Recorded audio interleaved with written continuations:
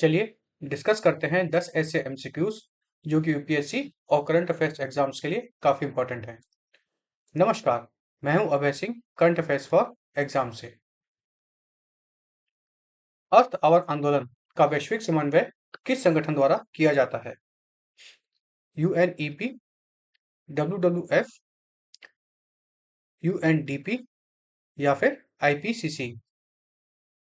इसका सही जवाब है world wild life federation, WWF. आज मैं बात करने वाला हूं एक ग्लोबल एनवायरमेंट मूवमेंट की, जिसे हम अर्थ आवर के नाम से जानते हैं। अर्थ आवर हर साल मार्च के लास्ट सैटरडे को रात 8:30 से 9:30 के बीच ऑब्जर्व किया जाता है, मतलब आज ही के दिन। और इसका कोर आइडिया बहुत सिंपल है, लेकिन इम्पैक्ट ग्लोबल है।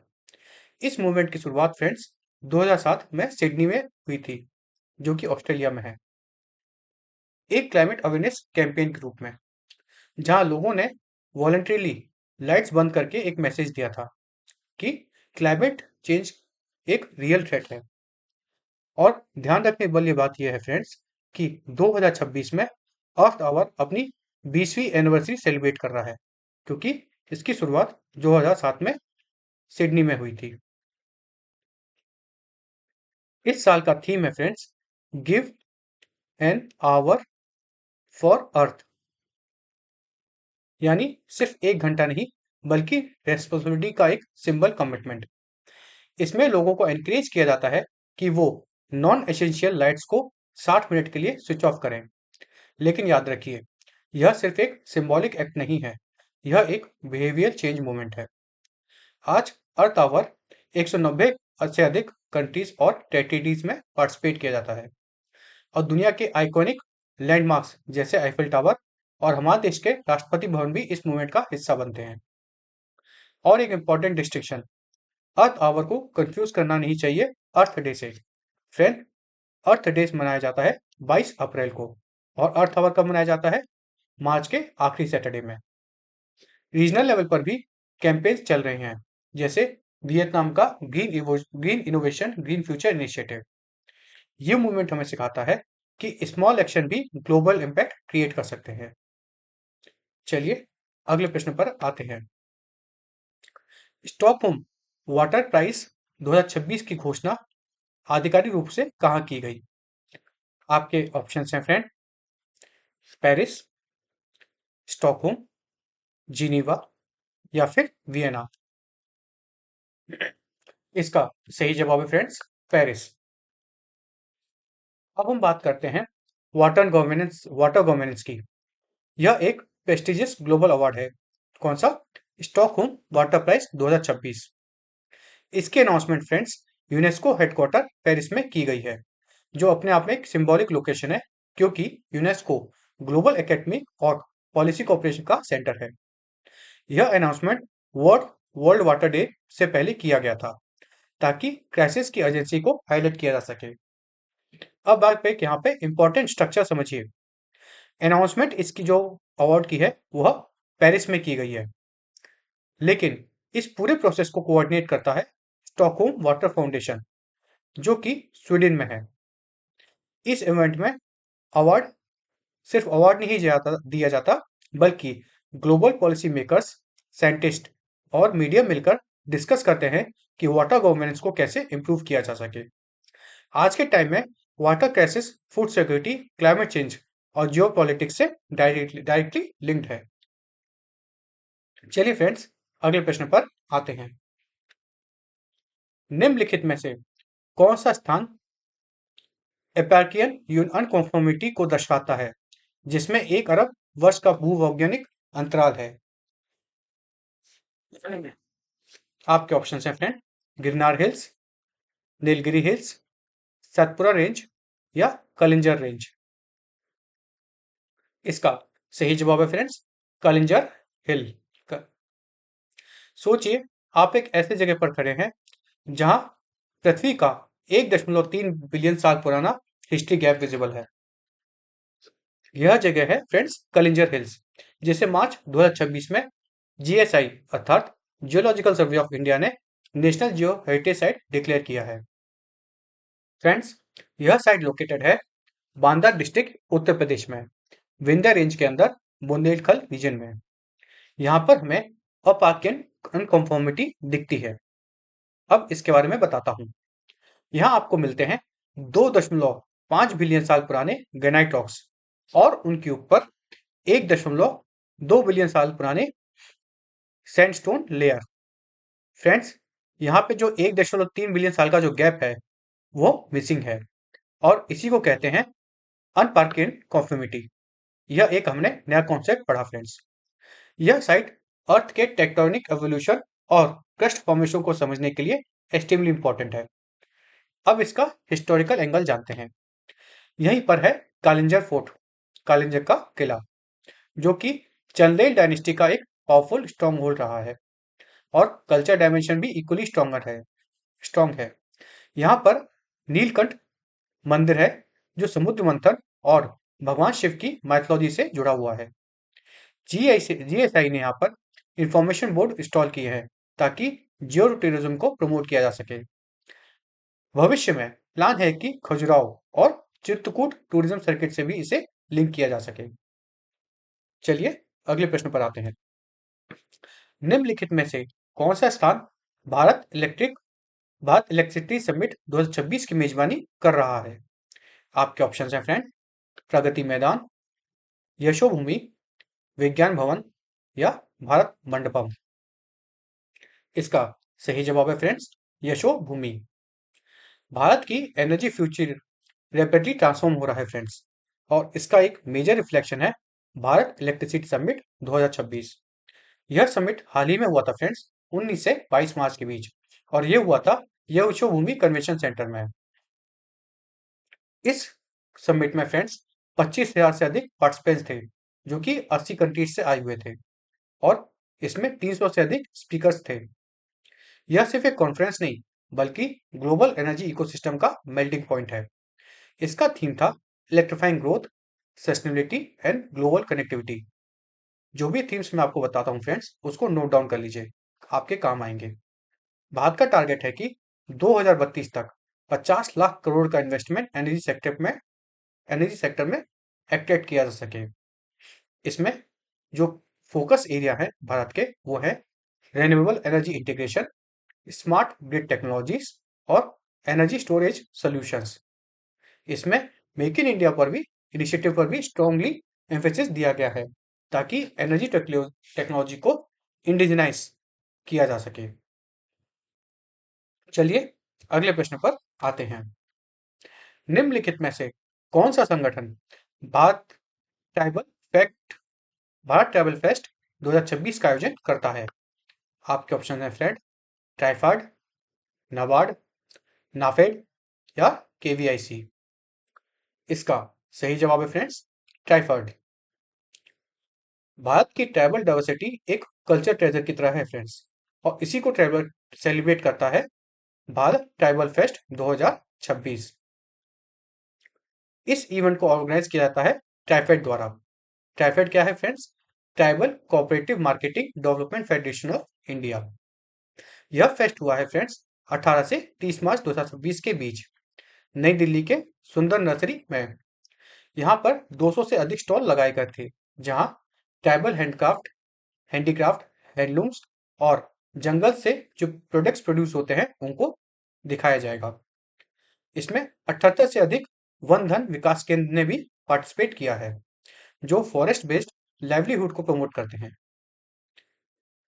इसका एक इनिशिएटिव था, यहाँ पे एक unique initiative forest to plate, जो ट्राइबल कुजीन्स को जो दिखाता है। कल्चर इवनिंग्स में 400 से अधिक आर्टिस्ट ने यहाँ पे परफॉर्मेंस दी है।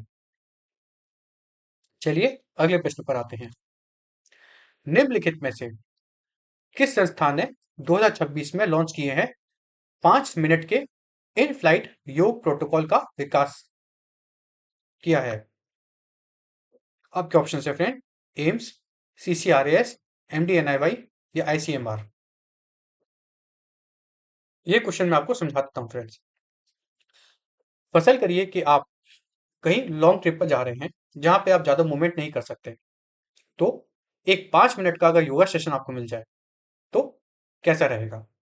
ऐसा ही एक योगा सेशन डेवलप किया गया है वह निम्नलिखित में से किसके द्वारा डेवलप किया गया है? इसका सही जवाब है फ्रेंड्स MDNRY। आज के फास्ट पेस लाइफस्टाइल में स्पेशली खासकर एयर ट्रेवल या गाड़ियों में भी ट्रेवल करते समय health issues friend silently develop होते हैं और इसी प्रॉब्लम को एड्रेस करने के लिए लॉन्च किया गया है एक यूनिक इनिशिएटिव। योगा महोत्सव 2026 के दौरान मिनिस्ट्री ऑफ आयुष ने MDNIY इनिशिएटिव लॉन्च किया है। MDNIY यानी Morarji Desai national institute of yoga ने स्पेसिफिकली एयर पैसेंजर्स के लिए 5 मिनट योगा रूटीन डिजाइन किया है। यह इनिशिएटिव इन्हीं blood circulation condition fatigue stiffness जैसी जो प्रॉब्लम्स हैं उनको टैकल करता है। डी वेन थ्रोम्बोसिस जैसे रिस्क को एड्रेस करता है। रूटीन में सिंपल जॉइंट मूवमेंट्स इंक्लूड किए गए हैं जैसे शोल्डर रोटेशन, एंकल स्ट्रेचिंग और जो ब्लड फ्लो को इंप्रूव कर सकें। साथ ही इसमें इंक्लूड किया गया है प्राणायाम टेक्निक्स जैसे अनुलोम विलोम, भ्रामरी जो ब्रीदिंग को रेगुलेट करते हैं और स्ट्रेस रिड्यूस करते हैं। इसके अलावा यहाँ इसमें शॉर्ट मेडिटेशन और सेंट्रिक प्रैक्टिसेस भी हैं जो मेंटल रिलैक्सेशन प्रोवाइड करती हैं। सबसे इंपॉर्टेंट बात यह है कि इसमें किसी इक्विपमेंट की जरूरत नहीं होती है और आप अपनी सीट पर बैठे ही परफॉर्म कर सकते हैं। यह इनिशिएटिव एक बिहेवियर चेंज पुश करता है जहां योगा को डेली रूटीन एक्टिविटीज में इंटीग्रेट किया जा रहा है। चलिए अगले प्रश्न पर आते हैं। निम्नलिखित में से कौन सा राज्य 2024-25 में भारत का सबसे बड़ा टेक्सटाइल निर्यातक बनना है? आपके ऑप्शन है फ्रेंड, गुजरात, महाराष्ट्र, पंजाब या तमिलनाडु। इसका सही जवाब है फ्रेंड्स तमिलनाडु। फाइनेंशियल ईयर 2024-25 में तमिलनाडु ने इंडिया के लार्जेस्ट टेक्सटाइल एक्सपोर्टर के रूप में अपनी जगह बनाई है। तमिलनाडु ने इस साल में मतलब 2024-25 में 7,999 मिलियन के यूएस डॉलर के टेक्सटाइल्स एक्सपोर्ट किए हैं। यह ग्रोथ एक दिन में नहीं आई है, यह उनके 4 साल की 29% से ज्यादा ग्रोथ की एक क्यूमुलेटिव एफर्ट है।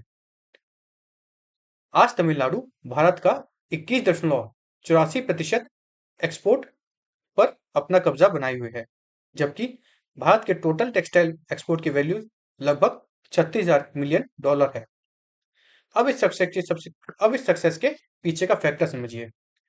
तमिलनाडु के हब्स हैं तिरुपुर, कोयम्बतूर, एरोडे और करूर, जो एक इंडस्ट्रियल स्ट्रॉन्गहोल्ड इकोसिस्टम बनाते हैं।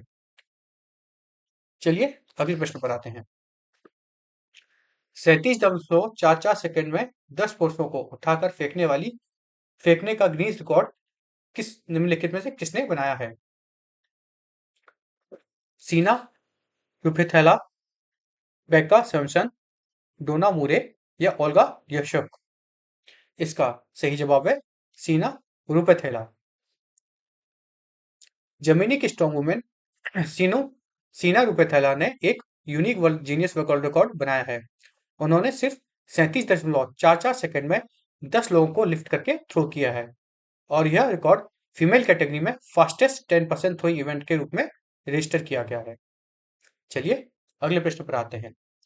अंतनु चक्रवर्ती के इस्तीफे के बाद HDFC बैंक के अंतरिम अंशकालिक चेयरमैन के रूप में किसे नियुक्त किया गया है? आपके ऑप्शन है फ्रेंड, शशिधर, केकी मिस्त्री, आदित्यपुरी। इसका सही जवाब है फ्रेंड्स केकी मिस्त्री। केकी मिस्त्री को HDFC बैंक का interim part time chairman appoint किया गया है और उन्होंने आंतनु चक्रवर्ती की जगह ली है। आंतनु चक्रवर्ती ने इस पोस्ट से हाल ही में रिजाइन किया था। उनका रिजाइन एथिकल कंसर्न्स के साइड करते हुआ था, जो कॉर्पोरेट गवर्नेंस को हाईलाइट करता है। आंतनु चक्रवर्ती 2021 से HDFC बैंक के चेयरपर्सन थे, अर्थात चेयरमैन थे, और उनके दौरान एक मेजर इवेंट उन्होंने किया था HDFC बैंक और HDFC लिमिटेड का मर्जर, जो लगभग $40 बिलियन का था। अब RBI ने अप्रूव कर दिया है केकी मिस्त्री की अपॉइंटमेंट को।